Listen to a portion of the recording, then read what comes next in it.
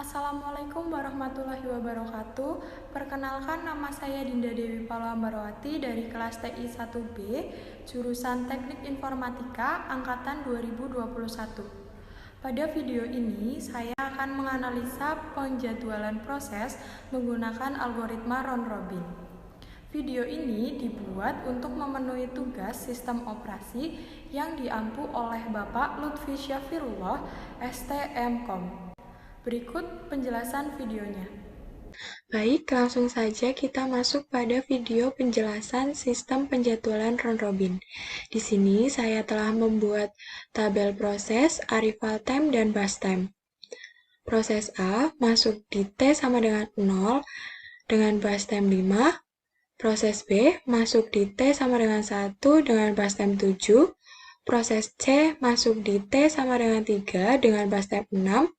Proses E masuk di T sama dengan 4 dengan bus time 4. Proses D masuk di T sama dengan 5 dengan bus time 3. Dan proses F masuk di T sama dengan 8 dengan bus time 5. Jumlah keseluruhan bus time adalah 30. Pada sistem penjadwalan round robin, kita diberikan quantum time. Quantum time di sini kita diberikan 4. Di sini saya juga telah membuat tabel proses, arrival time, bus time, start time, finish time, turnaround time, dan waiting time. Selanjutnya, kita akan menghitung rata-rata dari turnaround time dan waiting time. Langsung saja kita analisa dengan menggunakan sistem penjadwalan round robin. Proses yang pertama kali datang adalah proses A.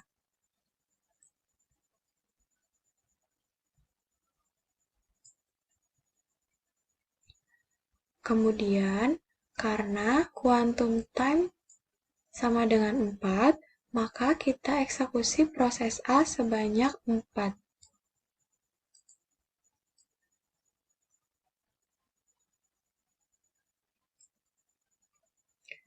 Tanda di atas menunjukkan proses yang datang, dan tanda yang berwarna merah di bawah menandakan proses yang kita eksekusi.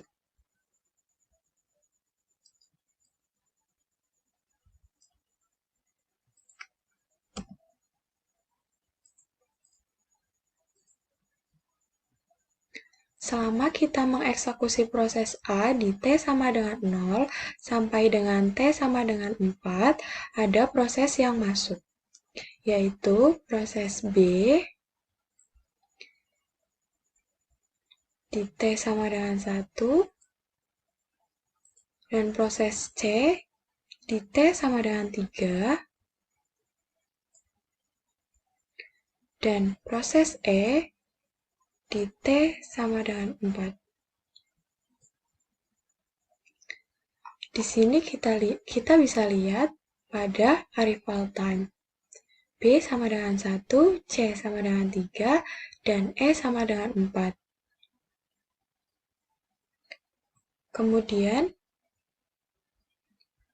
di sini kita hitung proses A mempunyai burst time 5,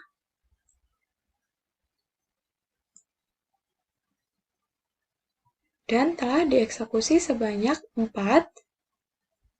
maka sisanya 1. Kemudian ada proses B, C, dan E. Selanjutnya, kita eksekusi proses B.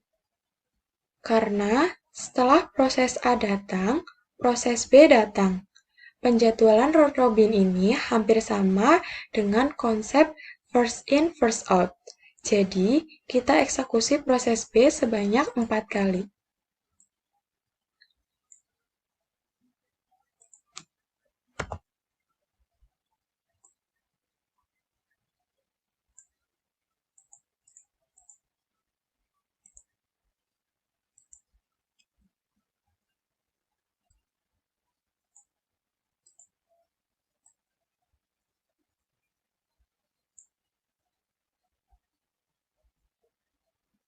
Ternyata, pada saat proses B dieksekusi, proses D dan F datang. Proses D datang pada T sama dengan 5, dan proses F datang di T sama dengan 8. Selanjutnya, proses yang tersisa adalah proses C, E, D, dan F. Proses B tersisa 3 karena telah dieksekusi sebanyak 4. Selanjutnya, kita eksekusi C karena setelah proses B datang, proses C datang. Kita eksekusi sebanyak 4.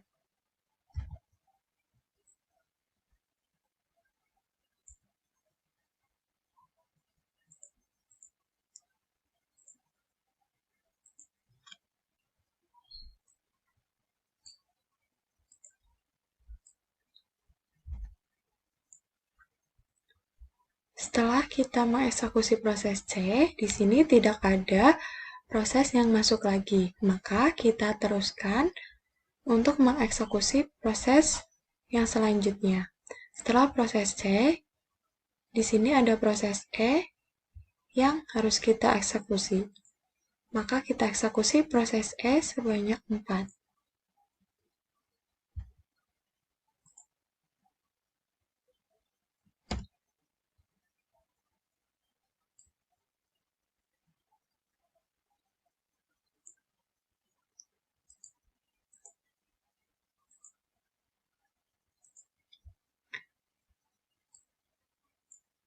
Sisa proses C di sini sama dengan 2 karena dari sebelumnya 6 dieksekusi 4, maka sisanya tinggal 2.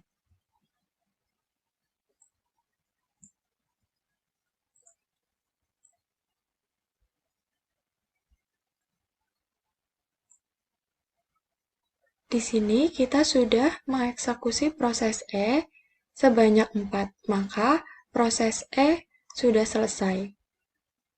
Selanjutnya, di sini tersisa proses A dengan sisa waktu 1, B dengan sisa waktu 3, C 2, D 3, dan F 5. Selanjutnya, kita eksekusi proses D dengan 3 satuan waktu.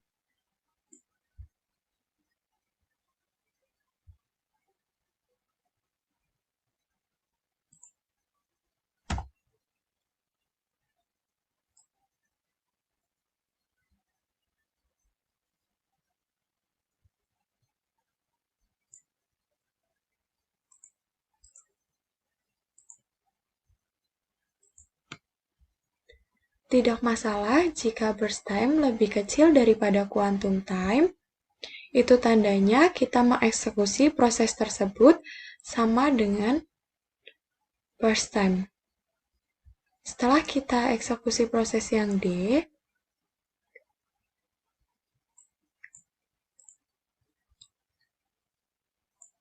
sisa proses A adalah 1, B sama dengan 3, C 2, dan F 5. Kita eksekusi proses terakhir yaitu proses F, karena setelah proses D datang, proses F lah yang datang. Kita eksekusi sebanyak 4.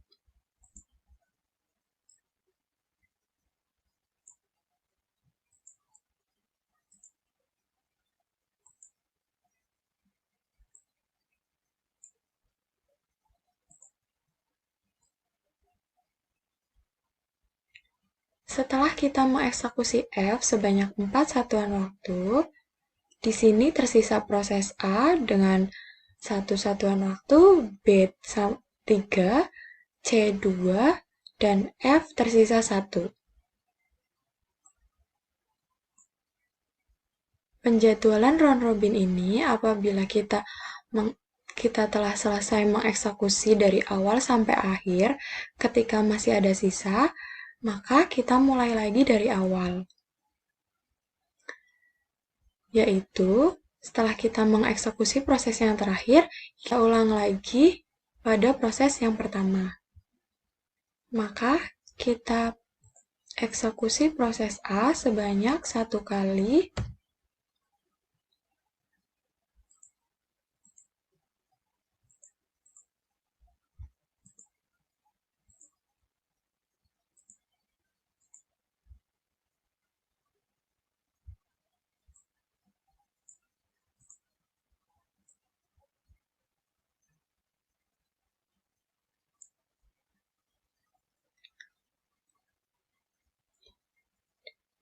Kemudian tersisa B dengan 3 satuan waktu, C 2 satuan waktu, dan F 1 satuan waktu.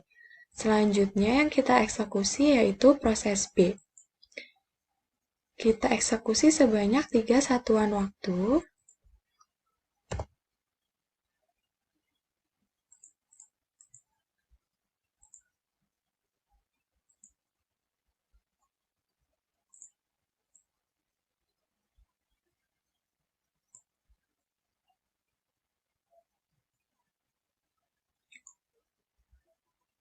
Proses B telah dieksekusi sebanyak 3 satuan waktu dan tersisa proses C dengan 2 satuan waktu dan proses F dengan 1 satuan waktu. Selanjutnya, kita eksekusi proses C sebanyak 2 satuan waktu.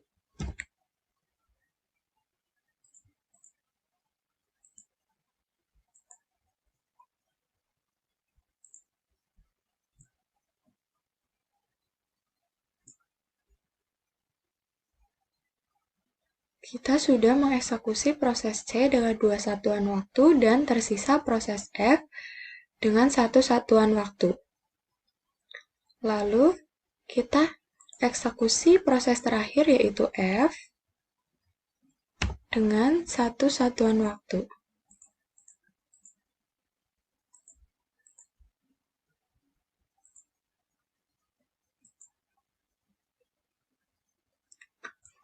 Setelah kita menghitung dan menganalisa dari awal hingga akhir menggunakan sistem penjadwalan round robin, kita bisa isi tabel start time, finish time, turnaround time, dan waiting time.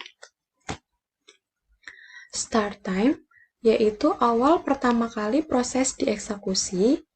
Finish time adalah waktu terakhir proses dieksekusi. Sedangkan turnaround time adalah proses dari awal mengantri hingga akhir. Dan waiting time adalah proses tunggu.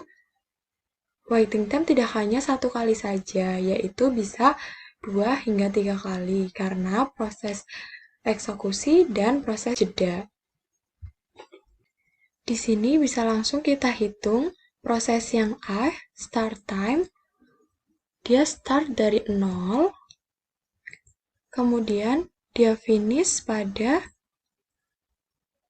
T sama dengan 24. Di situ dia sudah selesai.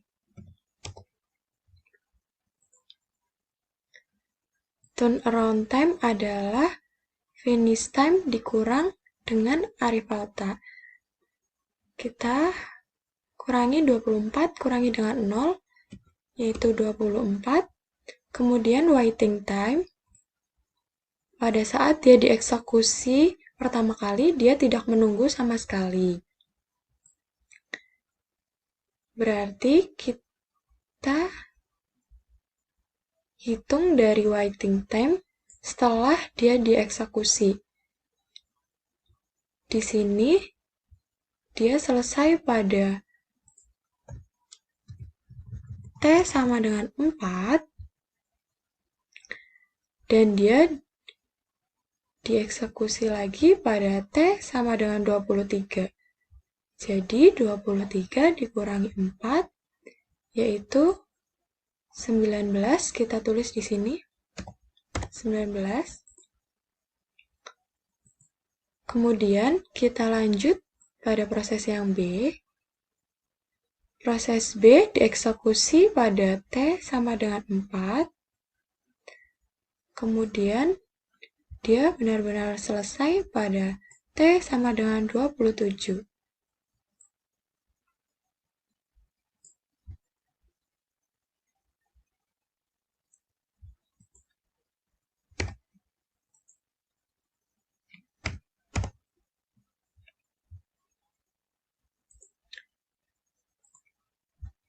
Turnaround time-nya yaitu 27, kita kurang dengan 1, yaitu hasilnya 26. Kemudian kita hitung waiting time. Dia sudah masuk sejak T sama dengan 1, namun baru dieksekusi pada saat T sama dengan 4. Maka dia sudah menunggu sama dengan 3.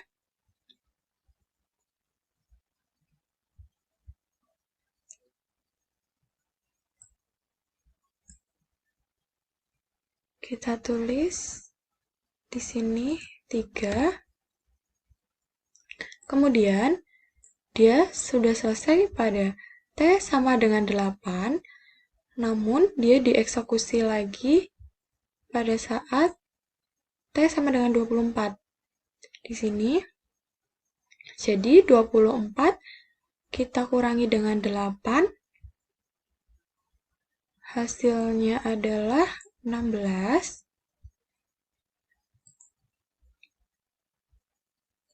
Kita tambahkan.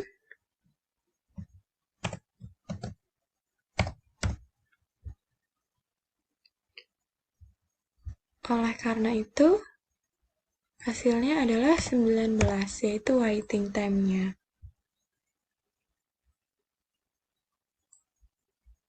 19 ini didapat dari 3 ditambah 16. Selanjutnya, kita lanjut pada proses C. Proses C ini start pada saat T sama dengan 8 dan finish pada T sama dengan 29.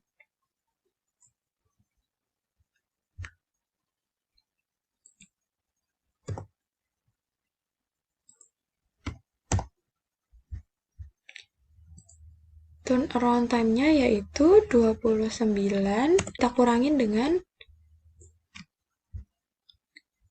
turnaround time-nya yaitu 29, bisa kita kurangi dengan 3, menjadi 26 ya. 26.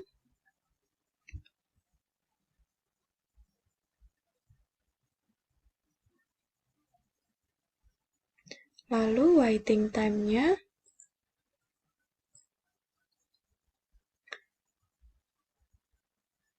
proses C dia datang pada saat T sama dengan 3, namun dia dieksekusi pertama kali di T sama dengan 8, maka dia sudah menunggu sebanyak 5. Kemudian setelah C selesai pada T sama dengan 12, dia baru dieksekusi lagi pada saat T sama dengan 27. Jadi, 27 kita kurangi dengan 12, yaitu 27 kurangi 12 sama dengan 15. Kita tambahkan di sini 15.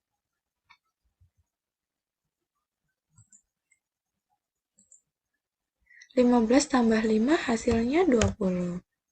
Selanjutnya, proses E, dia dieksekusi pada saat T sama dengan 12,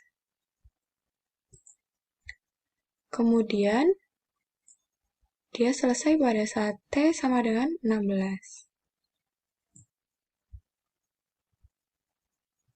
Kita isi start time-nya 12 dan finish time-nya 16.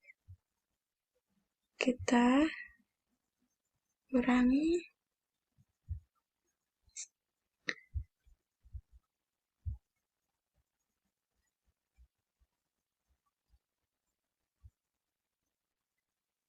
turnaround time-nya, kita hitung. Turnaround time-nya adalah 16 dikurangi 4, yaitu 12.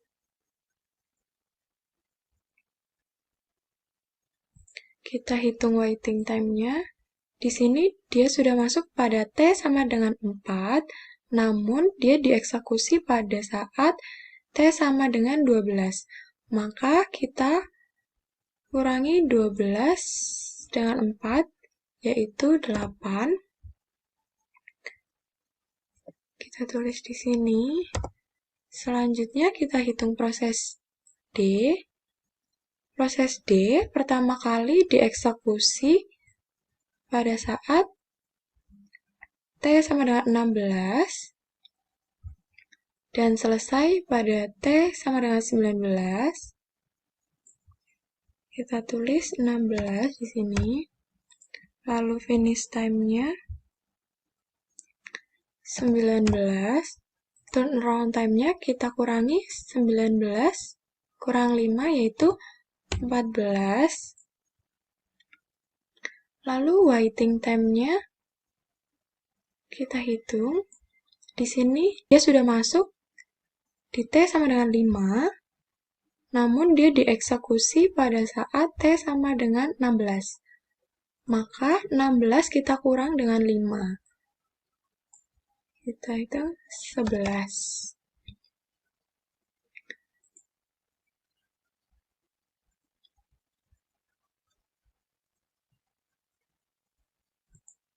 Lalu, kita hitung proses yang terakhir, yaitu kita proses F. Kita lihat di sini, proses F pertama kali dieksekusi pada T sama dengan 19, dan dia benar-benar selesai pada T sama dengan 30.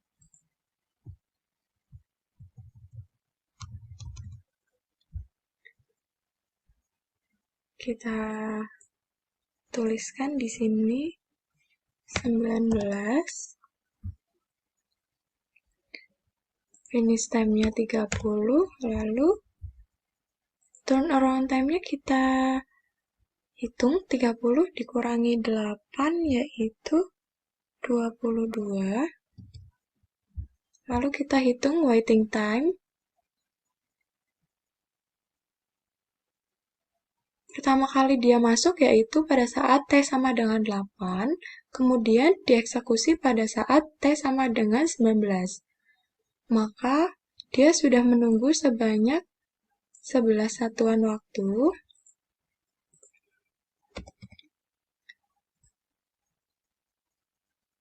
Kemudian pada saat T sudah selesai pada 23, dia baru dieksekusi lagi pada saat di T29. Maka 29 kita kurangi dengan 23, hasilnya adalah 6. Kita tambahkan di sini 6. Dia menunggu sebanyak 6 satuan waktu, lalu waiting time-nya kita tambah, yaitu 17 ya. Di sini sudah saya hitung rata-rata turnaround time dengan rata-rata waiting time. Turnaround time-nya kita dapatkan rata-ratanya yaitu 20,6. Lalu waiting time-nya kita dapatkan 15,6. Sekian video penjelasan dari saya tentang sistem penjadwalan round robin. Apabila ada salah-salah kata, saya mohon maaf. Wassalamualaikum warahmatullahi wabarakatuh. Terima kasih. Jangan lupa like dan komennya ya.